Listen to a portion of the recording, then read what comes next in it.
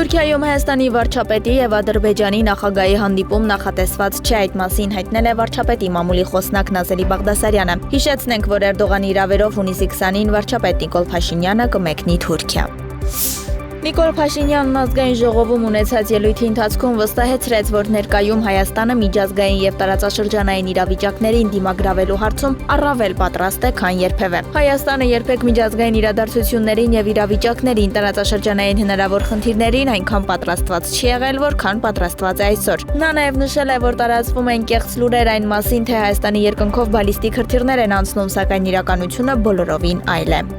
Հայաստանի վրայով ոչ մի բալիստիկ հրթիռ չի թռնում, ընդհակառակը Հայաստանի վրայով թռնում են օդանավեր այն քանակության, որ Հայաստանի պատմության մեջ երբեք չի թռել, բայց ես չեմ ուզում սա ներկայացնել որպես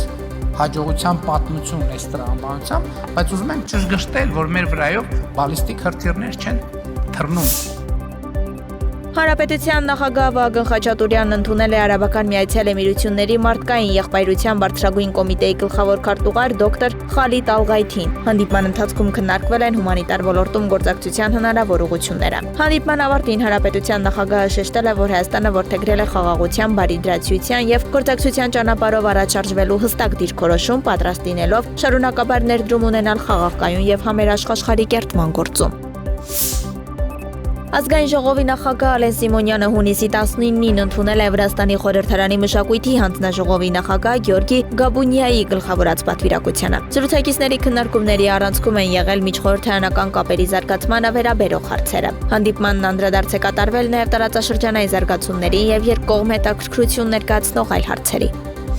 Պաշտպանության նախարարի տեղակալ Կարեն Բրուտյանի գլխավորած պատվիրակությունը Ֆրանսիայի Հանրապետության զինված ուժերի նախարարության հրավերով մասնակցում է հունիսի 16-ից 22-ը Ֆրանսիայի Լա Բուրժե քաղաքում անցկացվող Paris Air Show ռազմավիացիոն ցուցահանդեսին։ Երևանի ավականու Հանրապետություն խմբակցության անդամ Արտակ Զեյնալյանը վայր է դրել ավականու մանդատը։ Հիշեցնենք, որ Արտակ Զեյնալյանի թեկնածությունն առաջադրվել է Սահմանադրական դատարանի դատավորի պաշտոնում։ Ավարտին է հասցվել Բելգիայի մայրաքաղաք Բրյուսելում Հայաստանի Հանրապետության դեսպանության նոր շենքի գնման գործընթացը։ Այս մասին տեղեկացնում է ԱԳՆ գլխավոր քարտուղար Դավիթ Կարապետյանը։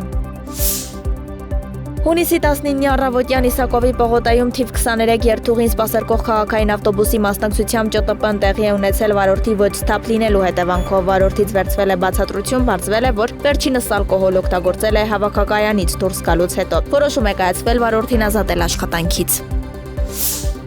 Իսրայելի վարչապետ Բենյամին Նեթանյահուն շնորհակալություն է հայտնել նախագահ Թրամփին աջակցության համար եւ նշել Իսրայելը քայլ առ քայլ առաջ է գնում Իրանի միջուկային օբյեկտների եւ բալիստիկ հրթիռների ներկայացրած սպառնալիքը ոչնչացնելու ուղղությամբ։ Իսրայելի պաշտպանության նախարար Կացն էլ հայտարարել է, որ Ցահալին հրամայվել է ինտենսիվացնել հարձակումներն Իրանում ռազմավարական թիրախների եւ Թեհրանի կառավարական օբյեկտների նկատմամբ։